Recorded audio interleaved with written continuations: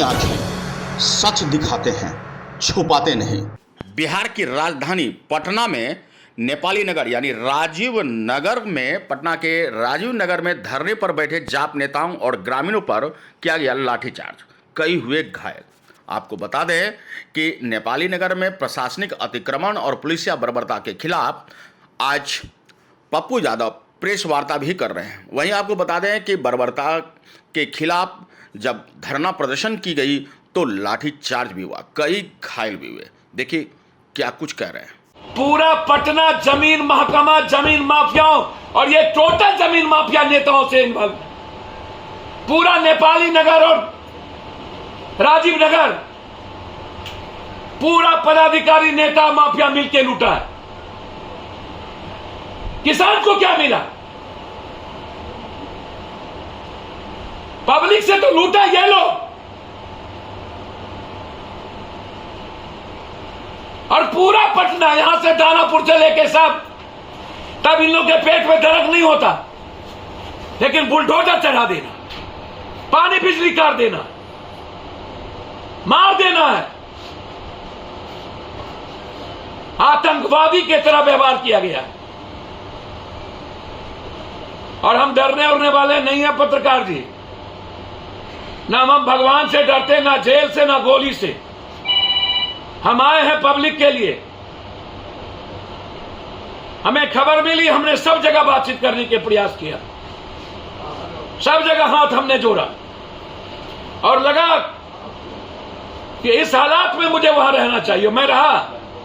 हम भगोरे नहीं हैं, हम इसलिए पैदा नहीं है कि हम मैदान छोड़ करके छोड़ दें अपनों को। जब जब जुल्म होगा और जब जब परेशान होंगे लोग, वहां मरने की बारी पप्पू यादव की होगी। कानून न्याय के लिए होता है, गोली लाठी चलाने के लिए नहीं, आतंकवादी की तरह व्यवहार करने के लिए नहीं, कानून की तरह काम करें। कोई पत्थर चला रहा था, उसको एग्जिट करिए, केस करिए, वो कानून तय करेगा। ऑन स्पॉट गोली मार देंगे आप? माफिया अपराधी, इन लोगों के लिए, इन लोगों के पास गोली नहीं होती है, जनता के लिए गोली होती। हम जाएंगे, जिस जिस के घर तोड़े गए उसकी लड़ाई लड़ेंगे। नेपाली नगर, राजीव नगर, जो आम लोग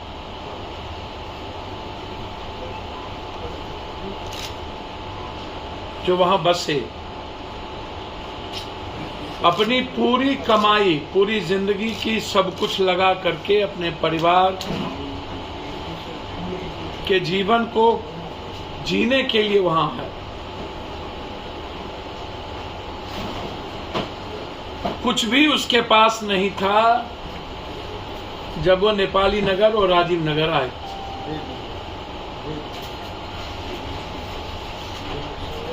दूसरी चीज, 1992 तक जमीन की रजिस्ट्री हुई और उसके बाद सरकार रोक लगा दी, लेकिन 1992 के बाद पावर ऑफ अटर्नी दे दिए जाने लगा। ये power of attorney registry office से ही न दी गई कि जनता ने अपने से ले लिया। इसी पते पर बिजली, टेलीफोन कनेक्शन, जो भी चीजें मिली इसी पते पर मिली, सरकार के नॉलेज के अनुसार मिली। संवैधानिक निर्वहन किया वहां की जनता ने। ऐसा तो है नहीं कि जबरदस्ती सब कुछ ले ली।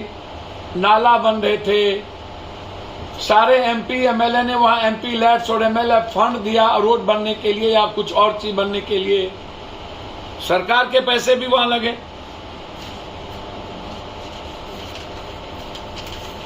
अब आप हमको,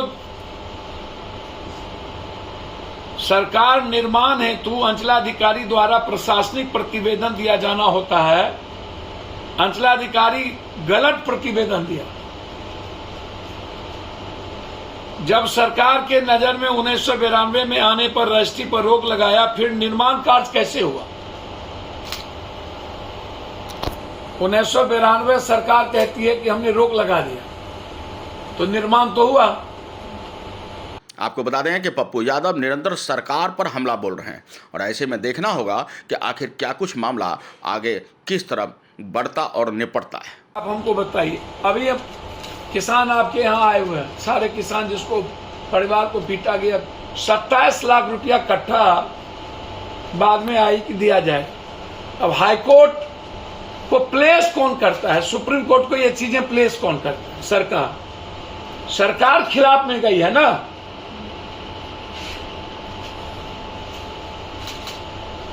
हाई कोर्ट और सुप्रीम कोर्ट पर भरोसा होती है, लेकिन यदि वहां से भी दया ना मिले तो आदमी के पास चारा क्या है? 2 आदमी को लोग भगवान कहते हैं, या तो डॉक्टर को या तो न्यायालय। अब दोनों जगह यदि आम आदमी का जगह ना हो तब तो आत्महत्या करने के अलावा दूसरा कोई चारा नहीं।